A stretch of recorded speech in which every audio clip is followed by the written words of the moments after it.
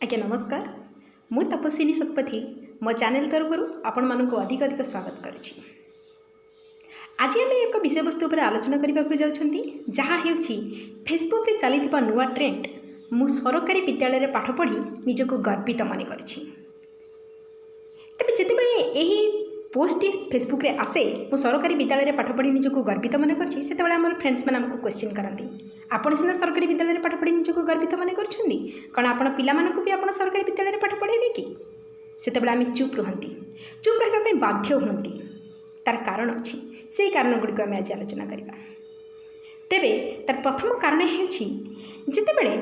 Government medical college रे seat न मिलले पिला माने प्राइवेट मेडिकल कॉलेज को जांती गवर्नमेंट इंजीनियरिंग कॉलेज रे सीट न मिलले पिला माने प्राइवेट इंजीनियरिंग कॉलेज को बाध्य होंती किंतु जेतेबेले स्कूल कथा आसे सेतेबेले पितामातांकर प्रथम पसंद प्राइवेट स्कूल कहीं होता है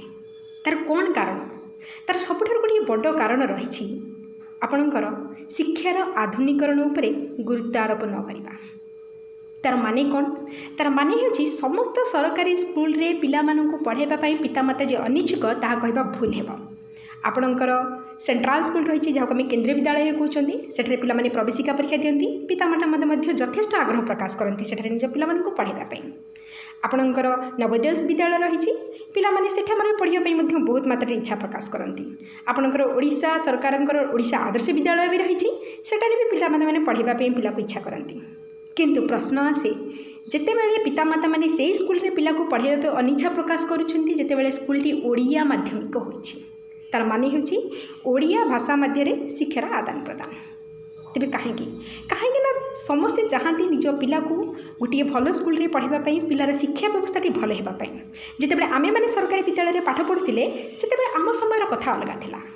किंतु वर्तमान शिक्षार आधुनिकरण घटी आम बर्तमान 21st सेंचुरी रे रहउचंती तो ये 21st सेंचुरी रे इंग्राजी भाषा को बहुत प्राधान्य दि जाउछि कहीं ना जिते पिलाटी 10म श्रेणी पास कर जाए जिते से अनेक प्रवेशिका परीक्षा दिए से तार प्रश्नपत्र इंग्राजी रे आसे आमर ओडिशा ओडिया गवर्नमेंट स्कूल पढ़ुवा पिलाटी सब प्रश्न उत्तर जानी छाड़ी दे आसे पिलाटी को जिते प्रश्न करे जे एत सहज प्रश्नटी छाड़ी आसलु सी कह अरे क्वेश्चन रो माने या थिला उत्तर तो मते जणा थिला किंतु प्रश्न मु बुझी पारिलेनी तार कारण होची इंग्राजी भाषा उपरे कम दक्षता।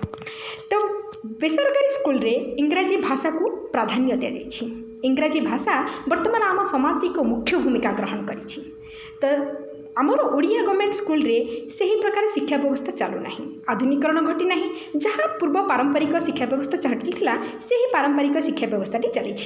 जो पिला माने कौन होउछंती ना बेसरकारी स्कूल पिला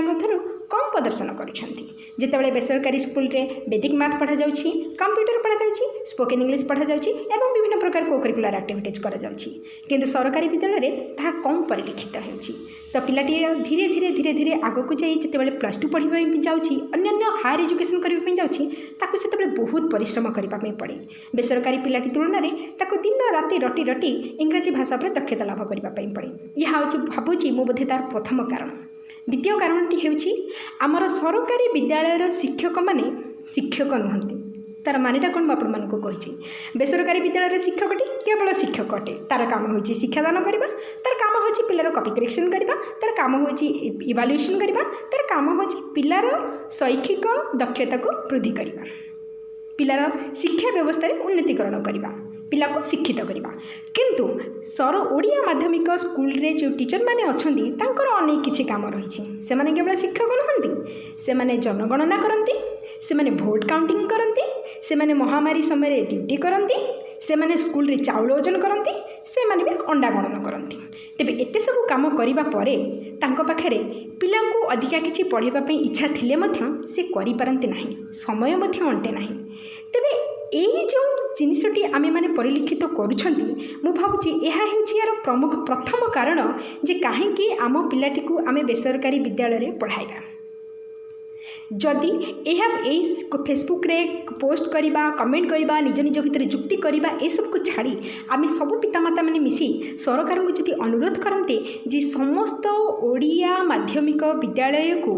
इंग्राजी माध्यमिक विद्यालय रूपे गणना करा जाउ जेमिति कि ओडिशा सरकार ओडिशा आदर्श विद्यालय होइछि सेठारे ओडिया भाषा को एक कंपलसरी सब्जेक्ट रखा जाउ एवं अन्य विषय गुड़ी को आपणकर इंग्राजी पढ़ा जाऊ जदि यही समसामयिक पाठपढ़ाटी प्राइवेट स्कूल और गवर्नमेंट स्कूल भितर मु भावुची बोधे सब पितामाता मानकर प्रथम पसंद गवर्नमेंट स्कूल है गवर्नमेंट स्कूल सीट न मिले से माने प्राइवेट को जीवाक बाध्य हेबे निश्चिंत भाव में से समस्ते कहींपर मु मो छुआ को गवर्नमेंट स्कूल पढ़ेबी सब पितामाता मानकर प्रथम पसंद गवर्नमेंट स्कूल हे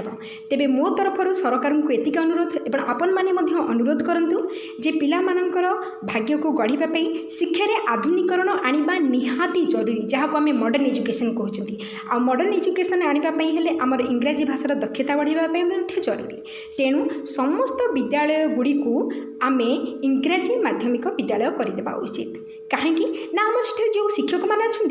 दक्षता पर कौन सी क्वेश्चन मार्क ना कारण से मैंने वेल ट्रेन टीचर रही सरकारी विद्यालय से सबकि पढ़ाई पारे जपर से प्रवेशिका परीक्षा दे सीटी बीएड करती पुणी शिक्षक योग्यता परीक्षा दिखती प्राइमरी स्कूल गोटे हाई स्कूल गोटे यापर पुणी एंट्रांस दिखती और से योग्यता भितर से स्कूल चाकरी पाई तो से इंग्राजी भाषा पाठ पढ़ाई कौन असुविधा हेबना तेणु मोर सरकार को अनुरोध समस्त ओडिया माध्यमिक विद्यालय को इंग्राजी माध्यम शिक्षादान करा जाऊ ओडिया को एक कंपलसरी सब्जेक्ट भाव में सेठारे रखा जाऊ एवं पिलामानंकर भविष्य गढ़ आमको साहाय्य करतु एक केवल मैं एकुटिया कहले हेब नहीं आम सब पितामाता माने मिसी जदि सरकार को अनुरोध करवा सरकार निश्चिंत तापर दृष्टि देवे एवं आमको आउ कष्ट करी एते पैसा संचय करी आम पिला को प्राइवेट स्कूल पढ़ाइबा को पड़ेबा नहीं मु भाबुची आपण माने समस्त एथिरे एकमत हेबे नमस्कार।